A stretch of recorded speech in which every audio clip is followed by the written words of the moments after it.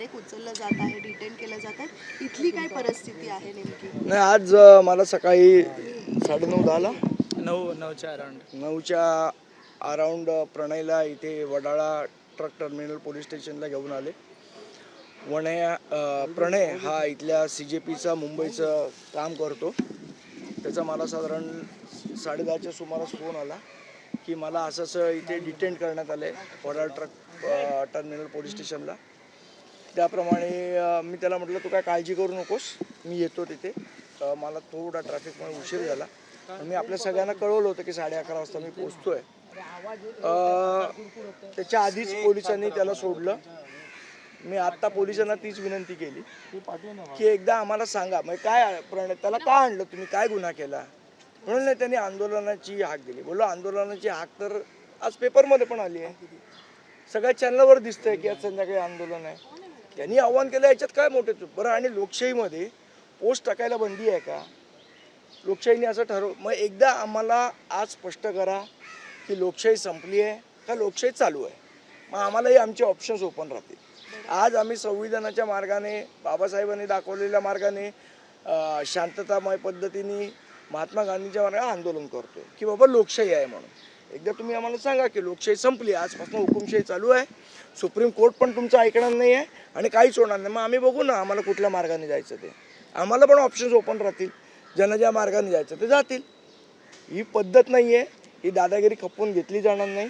या विद्यार्थ्यांच्या मागे महाराष्ट्र नवनिर्माण सेना, आम्ही सगळेजण, राजसाहेब, शिवसेना, हे सगळेजण आम्ही ठामपणे उभे आहोत. पोलिसांनी काय नेमकं सांगितलं, कारण तुम्ही त्यांच्याशी शांतपणे तुम्ही सगळेजण होतात, पोलिसांनी काहीच सांगितलं नाही कारण त्यांच्याकडे काही उत्तरच नव्हतं. झोपलेलो होतो, झोपेतून उठवलं साहेब. प्रणय, थोडक्यात सांगशील काय नेमकं झालं होतं? कारण आंदोलनाच्याच पूर्वी मोठ्या प्रमाणात सगळ्याच विद्यार्थ्यांना बघा, detain सर्वात केलं प्रथम मुलांच्या मनात ही भीती भरवली जाते की पोलीस डिटेन करतील, FIR करतील. तर सर्वात पहिल्यांदा विद्यार्थ्यांना सांगतो की तुम्ही घाबरू नका. हे आपण लोकतांत्रिक देशामध्ये राहतो आहे आणि हे जी सरकार आहे ती लोकतंत्राला मिटवायचा प्रयत्न करते. तर तुम्हाला पहिली गोष्ट घाबरायची गरज नाही आहे.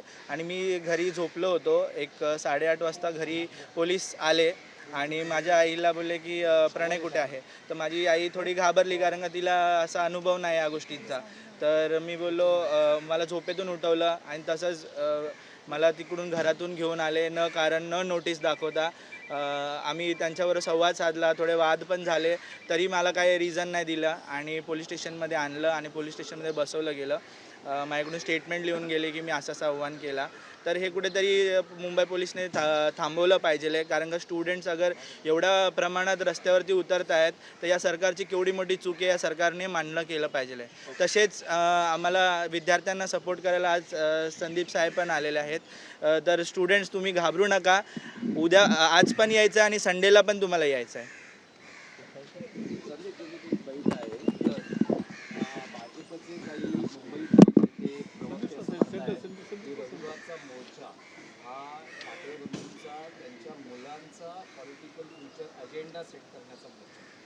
तर माझा त्यांना पहिला प्रश्न आहे की आमचा काय अजेंडा आहे काय नाही जनता ठरवेल. तुम्ही त्याच्यात नाक खुपसायची गरज नाही. नंबर 1. नंबर 2, जयदीप धनगडचा राजीनामा का झाला, का घेतला भाजपने, याचं एकदा कारण सांगा. आणि धर्मेश प्रधानचा का घेत नाही याचं कारण सांगा. म्हणजे जो भाजपच्या मुळाशी येणार त्याचा तुम्ही राजीनामा घेणार, पण देशाच्या मुळाशी जो येणार त्याचा राजीनामा नाही घेणार. आणि मग तुम्ही म्हणता ना की काय राष्ट्र प्रथम पार्टी बाद में. मग पार्टीवरच्या मुळाशी आल्यानंतर राजीनामा प्रथम घेता आणि देशाच्या मुळाशी आल्यानंतर राजीनामा घेत नाही, याचं कारण काय? सर, आपण जर बघितलं तर कालपासून संपूर्ण मुंबईमध्ये कलम 144 लागू आहे, जमावबंदी आहे. अशातच आपण मोर्चाची, तुम्हाला एक माहिती आहे का जमावबंदीचा नियम असा आहे की ती 14 वर्षाच्या पुढे 14 दिवसांच्या पुढे लागू करता येत नाही. मग तुम्ही काय करता, 14 दिवस आज संपलं की उद्या पुन्हा 14 दिवस लागतो. हेही कायद्याला मान्य नाही आणि अभिप्रेत नाही. कायदा तुमच्या मनाप्रमाणे वाकवू नका. कायदा आम्हालाही कळतो, आम्हालाही संविधान कळतं आणि ते संविधान लोकांसाठी आहे. तुमच्या स्वतःच्या स्वार्थासाठी नाही आहे. मोर्चाच्या परवानगी संदर्भात काय अपडेट आहे, काय सांगा? परवानगी द्या नाही तर नका देऊ, मोर्चा तर काढणारच आहे.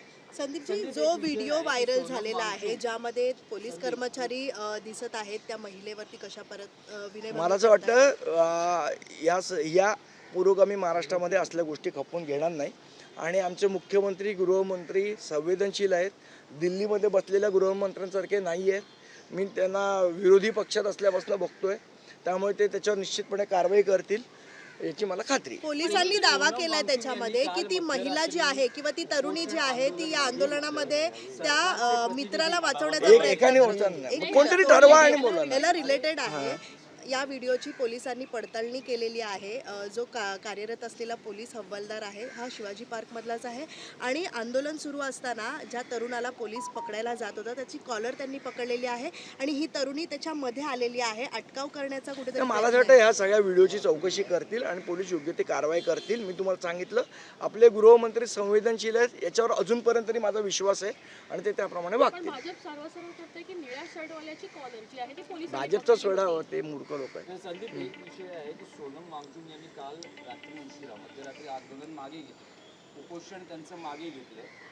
ज्या व्यवस्थेविरुद्ध, ज्या सरकारविरुद्ध काही प्रश्न होते विद्यार्थ्यांचे, त्या व्यवस्थेचेच मंत्री सोनम वांगचुक यांचं उपोषण नाही ठीक आहे. आता हे बघा, एक तर त्यांच्याबद्दल काय झालं म्हणजे त्यांच्यावर काही प्रेशर आणला, दबाव आणला, काय झालं माहीत नाही, कारण त्यांची कोणाचीच भेट होऊ देत नाही.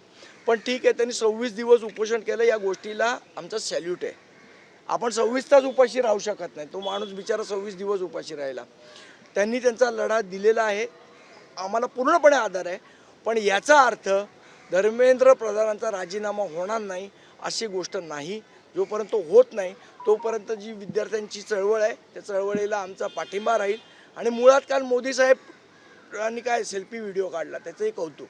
नाही, पण मोदींचं जे निवेदन आलेलं आहे त्यात ते म्हणतात की पुढच्या आठवड्यात संसदेत ऐका ना, तो त्याच्यावरच येतो मी की फास्ट ट्रॅक कोर्ट स्थापन करू आणि मग त्या सगळ्यांना शिक्षा होईल. ज्या सुप्रीम कोर्टाला मुलांवर झालेल्या अत्याचाराचे व्हिडिओ बघायला वेळ नाही, जो सुप्रीम कोर्ट त्या शिवसेनेचा जो हे चाललाय त्याचे 4-4 वर्ष निकाल देत नाही, ते कोर्ट या गोष्टीमध्ये न्याय देईल. जो सुप्रीम कोर्टाला राग आहे म्हणजे जस्टिस सूर्यकांत साहेबांच्या चेहऱ्यावर दिसत होता जेव्हा ते आलं त्यावेळेला. ते म्हणतायत या विद्यार्थ्यांना झुरळ. त्या कोर्टाकडनं न्यायाची अपेक्षा कशी ठेवणार याचं उत्तर एकदा आम्हाला द्यावं. फास्ट ट्रॅकमध्ये न्याल आणि फास्ट ट्रॅकमध्ये नेऊन न्याय मिळेल याची अपेक्षा कशी ठेवायची जेव्हा बायस लोक वर बसलेत तेव्हा. नाही संदीप, त्यात म्हणणं असं आहे मोदींचं की पुढच्या आठवड्यात संसदेत विधेयक आणलं जाईल, पेपर फुटीच्या संदर्भात कायदे अधिक कडक केले जातील. करा ना, काय त्याचा आणि धर्मेंद्र प्रधानांच्या राजीनामाचा काय संबंध. गोष्टीला बगल देण्यात मोदी साहेब हुशार आहेत, ती बगल द्यायचा प्रयत्न करतात. पण आता लोक ढळणार नाहीत. धर्मेंद्र प्रधानचा राजीनामा हा झालाच पाहिजे, त्याच्याशिवाय दुसरा पर्याय नाही.